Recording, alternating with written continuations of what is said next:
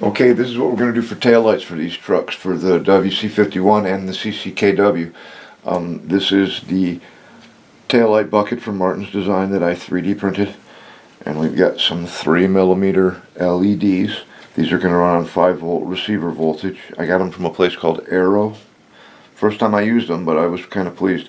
Anyway, the way I'm going to make the taillights is take a piece of masking or Scotch tape, put it across the front, and then burnish it down with a Q-tip so I got a nice tight seal there.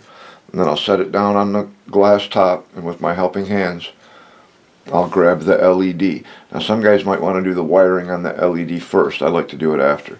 Then I'll take a toothpick or something, and I'll take some of this, some micro crystal clear, and I'll coat the inside of the bucket, and with my helping hands I'll push the LED right down in there till it's flush with the back, and then I'll take a toothpick or a brush and I'll put crystal clear more in there to fill it up. I'm going to fill that whole thing with crystal clear, and that stuff's great. It's going to dry clear and hold really good. And then I'm going to leave it sit overnight, and when I'm done I'll have a tail light assembly.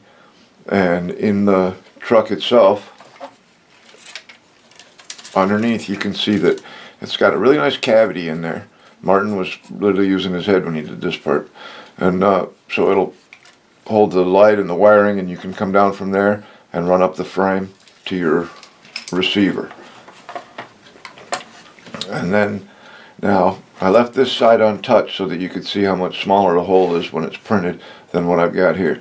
I think a 6.5mm drill bit would have been perfect, but I didn't have one, so I used a 1/4 inch, and I kind of, let it cut oversized a little bit, and then I took a needle file and finished it up. So once I've got my LED in and I've got my assembly, I can just put it in there, feed the wires through, get everything lined up,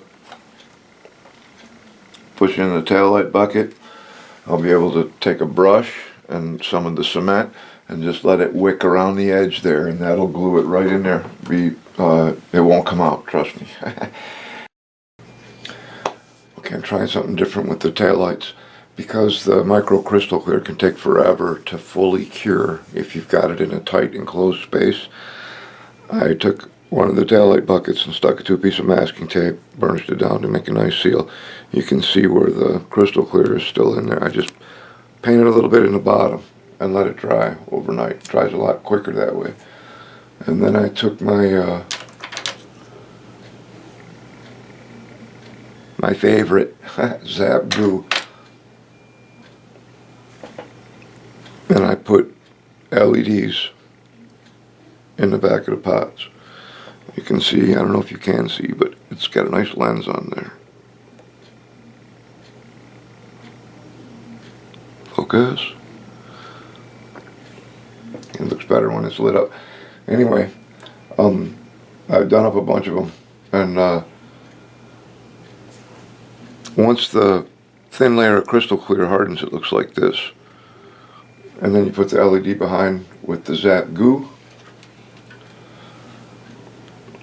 And once you get it soldered and shrink tubed.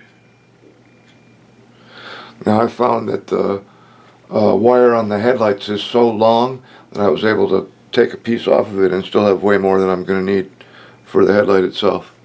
So instead of filling the whole can with micro crystal clear, I just put a little bit in the bottom, let that harden, and then put the LED in with the Zap Goo. Okay, and once you get it pushed into place just where you want it, it'll run right off the receiver voltage. I think that's going to work out really well for the taillights. Hi, Shadow. So there she is, taillights on the WC series of trucks. We did on the 51, the 64, etc., etc. Pretty easy to do. See you next time.